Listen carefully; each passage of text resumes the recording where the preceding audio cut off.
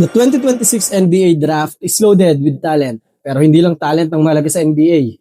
Minsan, ang pinakamahalagang tanong ay hindi kung gaano kagaling ang isang prospect, kundi kung gaano siya kaganda sa fit ng team na kukuha sa kanya. Kaya himayin natin ang top 5 picks ng 2026 NBA Draft at tignan kung paano sila babagay sa kanilang bagong kupunan. AJ Dybantsa ng Washington Wizards. Siyang unahin natin. As expected, siyang magiging number 1 pick ng draft. Si AJ ay isang 6'9" wing na may archetype na 3-level scorer. Ano nga ba ibig sabihin ng 3-level scorer? Ibig sabihin, kaya niyang score pumunto sa tatlong bahagi ng court. Sa ilalim ng rim, sa mid-range, at sa 3-point area. Hindi siya dependent sa isang uri ng scoring. Kapag sinara mo ang paint, kaya niyang mag-mid-range. At kapag binantayan mo ang jumper niya, kaya niyang umatake sa basket. Sa madaling salita, isa siyang kompletong scorer.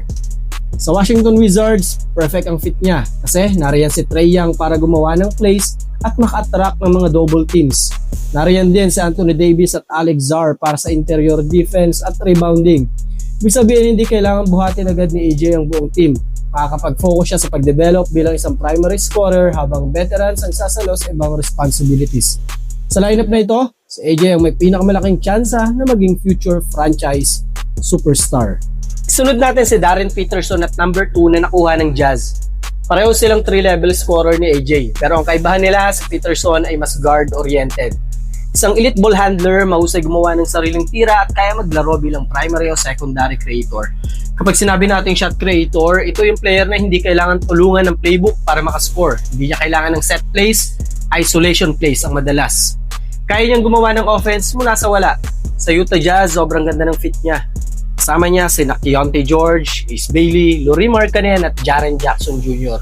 Si Keontae ang mag-setup ng offense, si Markkanen ang magbibigay ng spacing, si Triple J ang defensive anchor at si Ace Bailey ang magiging athletic wing. Dahil dito, hindi mapipilitang maging point guard si Peterson. Magagawa niya ang pinaka-strength niya. Yun ay ang pag-score. Dahil maraming shooters sa lineup, mas luluwag ang driving lanes para sa kanya. Sa number 3 naman, Cameron Boozer. Ito ay isang versatile forward o inside-out scorer. Ito yung klase ng player na kayang score sa loob at labas habang mahusay ding passer at rebounder.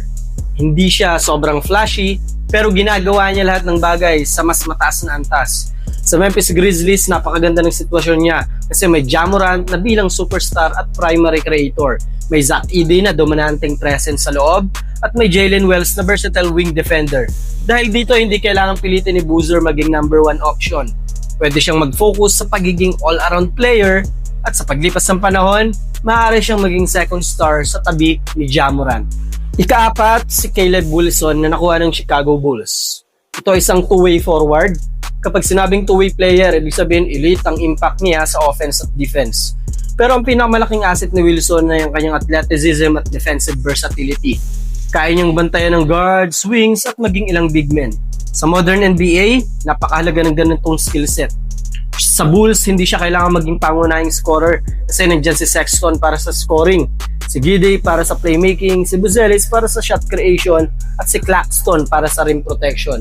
Magiging trabaho ni Wilson ay gawin ang lahat ng dirty work. Defense, rebounding, hustle plays, transition offense. At kadalasan ng mga ganitong player ang nagiging susi sa championship teams. At number 5, Keaton Wagler, isang 3-and-D wing. Isa ito sa pinaka-in-demand na archetype sa NBA ngayon. Bakit? Dahil simple lang ang role niya, tumira ng tres at bantayan ang pinakamahusay na wing ng kalaban. Pero huwag maliitin ang role na ito dahil halos lahat ng contenders ay naghahanap ng ganitong klaseng player. Sa Clippers, kasama niya na sila Garland, Leonard, Collins at Brook Lopez. Habang si Garland ang bahala sa playmaking, si Kawhi ang pangunahing star. Magiging madali ang buhay ni Wagler. Maghihintay lang siya ng open shots at gagamitin ang kanyang haba para depensa ng kalaban. At dahil bata pa siya, magkakaroon siya ng pagkakataong matuto mula sa isa sa pinakamahusay na two wings sa kasaysayan na si Kawhi. AJ Dybantsa, Darren Peterson, Cameron Boozer, Caleb Wilson at Keaton Wagler. Kakaibang skill sets, kakaibang roles, kakaibang landas, pero isa ang goal na maging susunod na NBA superstar. Ngayon, tanong ko sa inyo, sino sa limang ito may pinakamataas na ceiling at sino sa palagay nyo ang pinaka-perfect fit sa kanilang bagong team?